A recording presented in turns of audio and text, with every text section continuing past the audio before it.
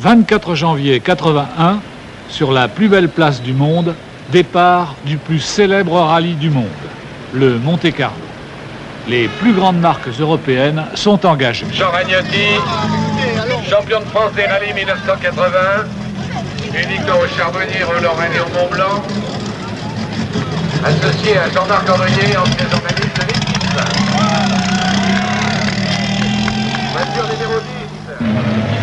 Une deuxième Renault 5 Turbo officielle est confiée à l'espoir Bruno Sabi, secondé par Daniel Lesseau.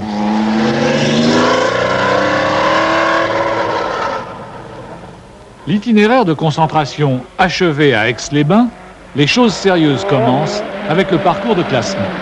Au menu, le Revard, la Chartreuse et partout la neige. On attend avec impatience les résultats des premières passes d'armes entre les voitures dites traditionnelles et celles qui, comme la Renault 5 Turbo ou la mystérieuse Audi Quattro, représentent les technologies de pointe. On sera vite fixé. Sur ce terrain uniformément enneigé, la transmission à 4 roues motrices de la voiture allemande fait merveille et Mikola prend l'avantage, justifiant le rôle d'épouvantail qui lui avait été attribué.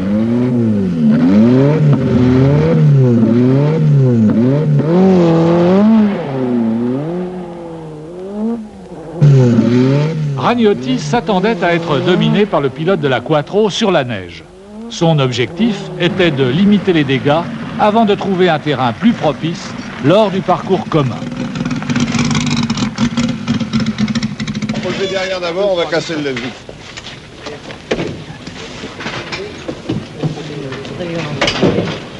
J'imagine, mais... Ça rebondissait, quoi. Ouais, c'est ça. Ça rebondissait. Comme Ragnotti, Sabi s'était trouvé aux prises avec une commande de boîte récalcitrante. Est-ce que tu as pris des minutes au CH ou pas? Normalement, une, ouais. Une? Oh, bah ça va. Pas de doute, l'Audi Quattro avait fait sensation et dominé le premier acte. Seule 4 roues motrices, elle était aussi la plus puissante du lot avec 320 chevaux. Les Renault 5 Turbo sont plus légères, mais leur moteur de plus petite cylindrée, 1,4 litre contre 2,2 litres, concédait une soixantaine de chevaux.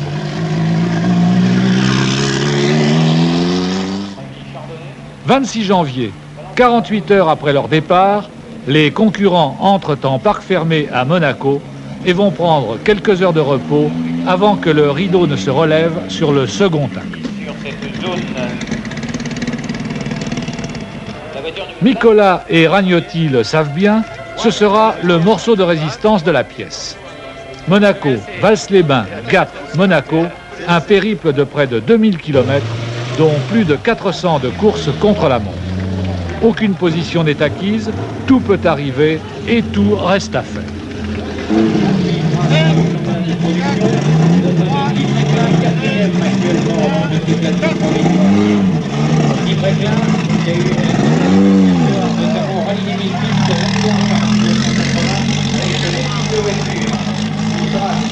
Sabi est décidé à refaire son retard. Cette fois, le terrain est moins favorable à la 4 roues motrices. Le goudron et les plaques de verglas ont remplacé la neige et Bruno enlève 2 des 3 premières étapes spéciales. Mikola est en butte à des ennuis d'alternateur et rentre dans le rang. Cependant, dans le col du Perti, il reprend le cours de ses succès. Mais il n'est plus aussi souverain. Les Renault 5 Turbo, la Porsche de Terrier, la Talbot Lotus de Fréclin sont maintenant menaçantes pour la voiture du leader.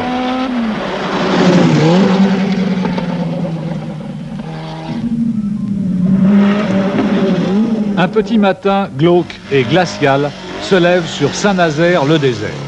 Un nom sinistre et de circonstance, puisque, outre les espoirs de Bettega et de sa Fiat Ritmo officielle, ce sont ceux de Mikola qui vont s'évanouir ici. Non pas en fumée, comme ceux de l'Italien, mais après un violent choc contre le parapet d'un pont. Avouant qu'il a en quelque sorte perdu les pédales, Mikola expliquera que son pied a glissé lorsqu'il a voulu freiner. En tout cas, l'Audi a souffert. Train avant démoli, direction Fossé, Mikola pourra repartir, mais ses espoirs de victoire sont anéantis.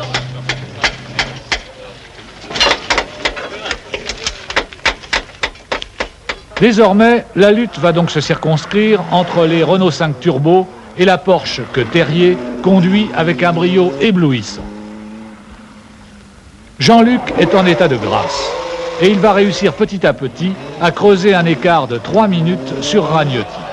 En effet, dans la nuit, Jeannot, toujours aux prises avec sa boîte capricieuse, s'est retrouvé à cheval sur un muret de neige après avoir manqué un rétrogradage.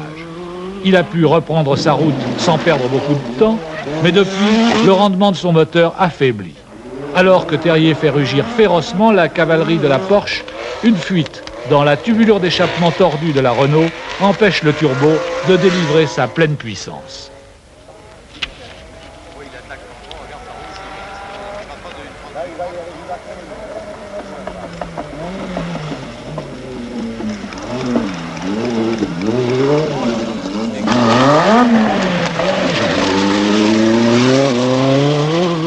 La bataille fait rage.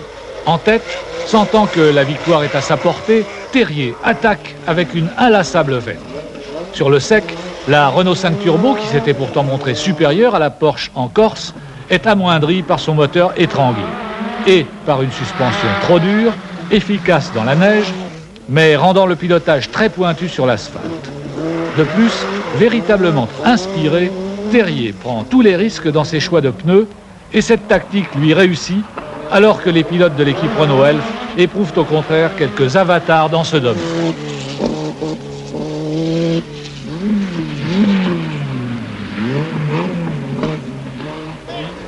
Le sport automobile n'a sans doute jamais été si populaire. Massé tout le long du parcours, c'est par dizaines de milliers que les spectateurs ont affronté neige et verglas pour être les témoins privilégiés de la lutte au sommet entre la Porsche, qui fut une reine des rallyes, et la Renault 5 Turbo, qui tente de s'approprier la couronne. Elle n'en est pourtant qu'à sa première tentative à Monte-Carlo, mais ce n'est pas l'ambition qui fait défaut à celle que la presse a déjà surnommée le petit monstre de la régie. Terrier ne l'entend pas de cette oreille et il multiplie les exploits au volant de sa Porsche. Une championne vieillissante, dit-on, parce que ses innombrables succès ont marqué les années 70, mais une voiture qui, avec son moteur arrière qui lui assure une excellente motricité et qui fournit 300 chevaux, reste un redoutable outil entre les mains d'un pilote aussi habile et motivé.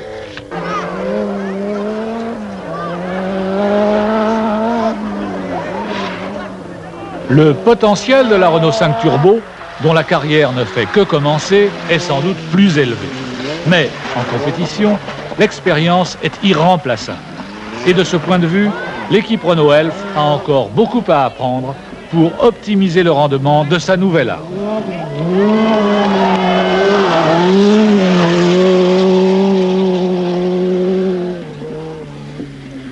Ça va tellement vite qu'il faut que je calcule bien mon coup pour ne pas perdre le souffle quand je lis les notes à Jeannot, confiait Jean-Marc Andrier, le coéquipier de Ragnotti déchaîné.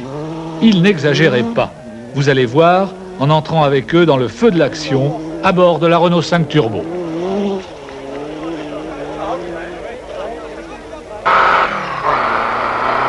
Gauche très bon. Gauche très bon sur l'endroit moyen bon. 20 mètres, il faut chercher plus, 80 mètres. Gauche moyen. Gauche à fond plus, 80 mètres. Gauche moyen bon. 80 mètres. Gauche moyen. Et 80 mètres. 80 mètres. Gauche moyen bon. Gauche moyen bon. 50 mètres, gauche moyen ferme. 50 mètres, gauche moyen ferme. Et droite à fond plus. Et droite à fond plus. 30 mètres, droite très bon. Droite très bon et 50 mètres, droite moyen. Droite très bon et 50 mètres, droite moyen.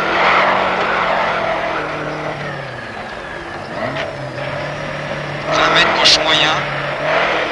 30 mètres, gauche dur. Gauche moyen. 30 mètres, gauche dur. Gauche dur. long droite moyen. Très long droite moyen. Sur gauche très bon. Gauche très bon. 50 mètres. Droite bon 2 fois. 50 mètres. Droite bon 2 fois. 2 fois. Sur gauche à fond plus 80 mètres. Gauche à fond plus 80 mètres. La deuxième journée de route est déjà bien entamée.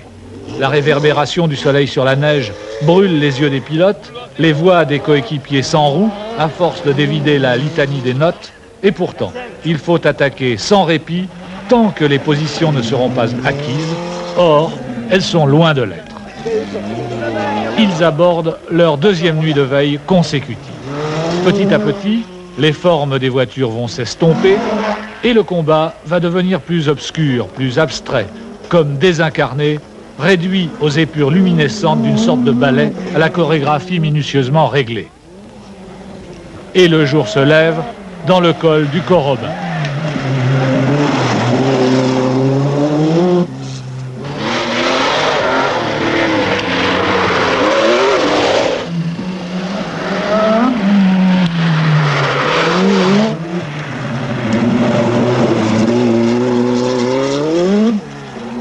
Terrier fonce vers Monaco.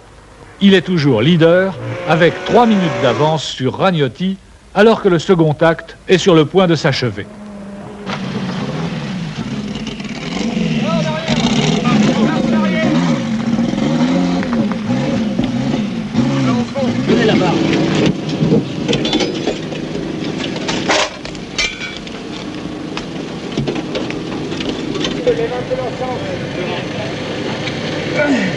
Allez, c'est bon, il est pris.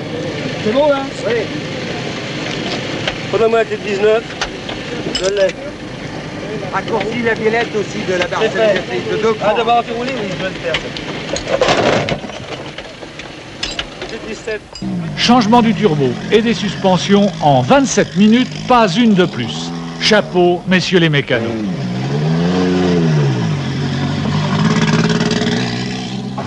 Thème du troisième et dernier acte, Ragnotti pourra-t-il refaire ses 3 minutes de handicap sur terre?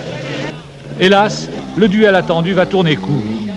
Alors que la route est sèche dans la descente du Turini, une bande d'énergumènes a répandu de la neige à la sortie d'un virage et piégé le pauvre Jean-Luc. La Porsche est éliminée, mais Ragnotti va trouver en Fréquelin un challenger bien décidé à tenter sa chance à fond.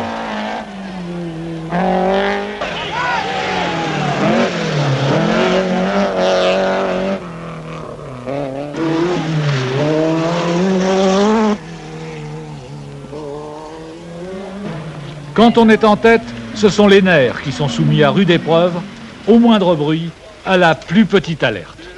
Ça va pas, Jeannot? Hein? T'as touché? Hein? Et comment? Non, ça va. Allez, collègues! Et au cours de cette ultime nuit de bataille, la guerre des nerfs a commencé. Ragnotti doit étroitement contrôler son rival, sur lequel il ne possède qu'un peu plus de 2 minutes d'avance. Or, coup de théâtre, on apprend que Fréquelin vient de reprendre 55 secondes à Ragnotti en une seule étape. Gérard Larousse conteste le chronométrage. Pour lui, aucun doute. Le temps attribué à Fréquelin est impossible et en effet, l'erreur sera bientôt rectifiée par les officiers. Alors, si tu as un endroit où tu as intérêt à assurer, c'est la montée. Hein. Fais pas de conneries là, après, tu n'as plus de neige. Quand même.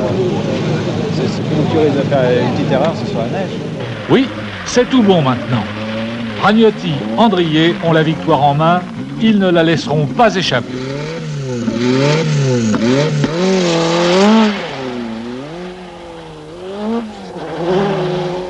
30 janvier, après toute une semaine de bataille, l'heure de la triomphale descente vers Monaco est arrivée. C'est déjà l'heure de la consécration internationale pour la Renault 5 Turbo, victorieuse dès son coup d'essai. Sur la route, comme sur les pistes, la technologie Renault s'est imposée. Et pour l'équipage vainqueur, la course s'achève, mais la fête commence.